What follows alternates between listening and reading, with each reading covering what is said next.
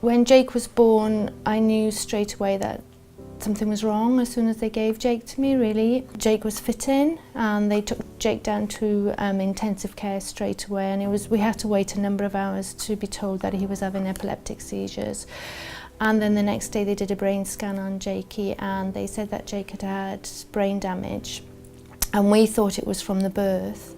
But it took us about 3 years to be informed that Jake had actually had a prenatal stroke, and we only realised that because we thought it was because of the delivery, and we were trying to take action against the hospital and all that messy stuff, and we had consultants involved, and as soon as they saw Jake notes they said no, he's had a prenatal stroke, which means Jake has got, I use the word patchy because I think that's what a consultant has used with me, patchy brain damage over different parts of his brain. So it's not just one side of his brain that's been affected, and the stroke affected, it went up a major artery at the back of his neck and affected both sides of his brain. And so we were left with a child where we didn't know whether or not he was able to see, whether he was going to be able to talk or walk, or what his abilities were going to be when we took Jake home. And I remember one meeting we had at Great Ormond Street where they told me they were going to register Jake as blind. But they did some tests on Jake and said there was some function there. So they didn't register him as blind, and I've got a 16-year-old now who doesn't even wear glasses. So it's amazing where you can come from when you're a very early parent and with a very newborn in your hands, to a child who's 16 and is thriving. So Jake has got complex special needs, that's his diagnosis. And complex means in the world of parenthood is that he's got a list of things wrong with him as long as his arm. Well, not wrong with him, but his disabilities are complex. The child is not the diagnosis. My Jakey isn't his diagnosis. And the diagnosis only comes out when we're filling in forms and completing forms and having to go through assessments. So I've known from birth that Jake had disabilities. I didn't know the extent of them.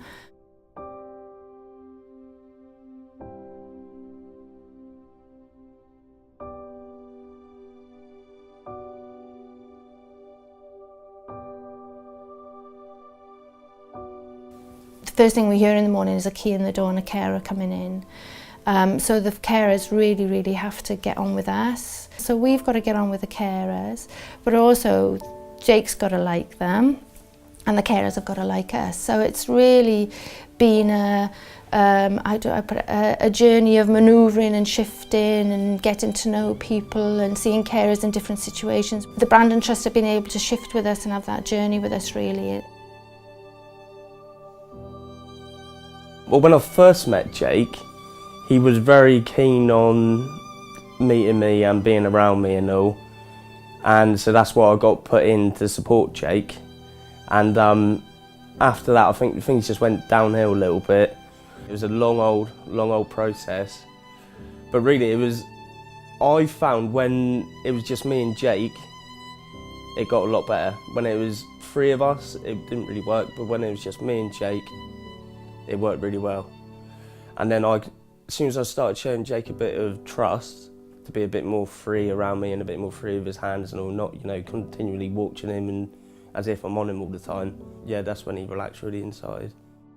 It's person-centred, isn't it? It's person-centred for Jake, and it's been person-centred for the family as well, and hopefully for the carers too, because if the carers don't get on with us, it's not going to work for them either, or if they don't fit into the, if they don't feel comfortable with the family. It's not just a service.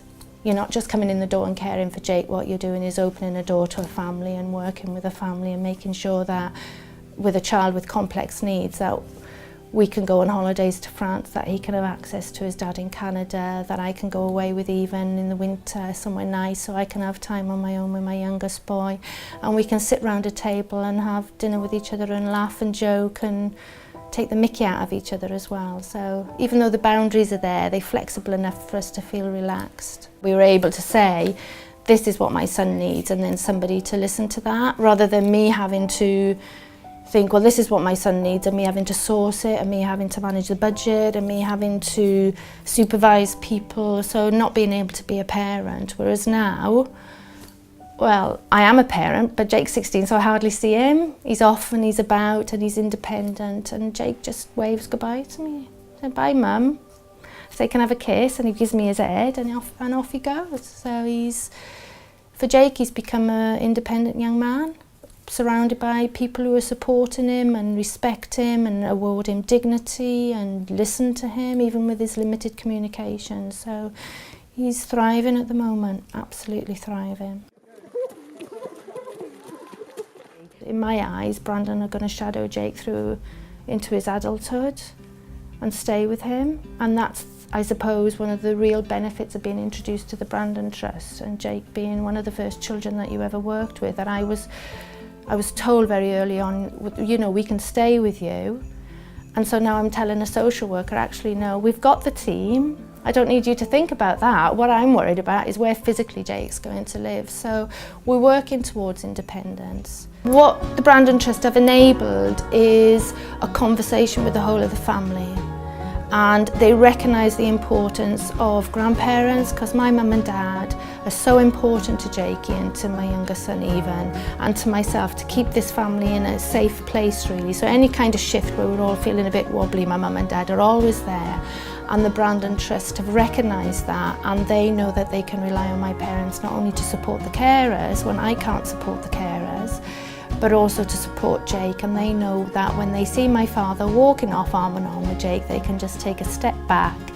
And there was one funny moment in the market in France this year when my dad said to Craig, the carer, I'm going to walk with Jake, I'm going off with Jake, come on Jake, we're going to go off for a walk. And the market was really, really busy. And I looked at Craig and he looked at me and he went, I'm going to follow them. And he followed my dad and Jake. My dad didn't know until they actually walked out of the market where there weren't a lot of people. But he wouldn't, even though Craig assessed the risk, even though my dad wanted to be on his own with Jake, Craig just stepped back and he just quietly followed them till he thought that the risk was minimised. But that to me spoke volumes. You know, that he's not only looking after Jake, he's looking after any risks my dad might experience as well. So, gold star.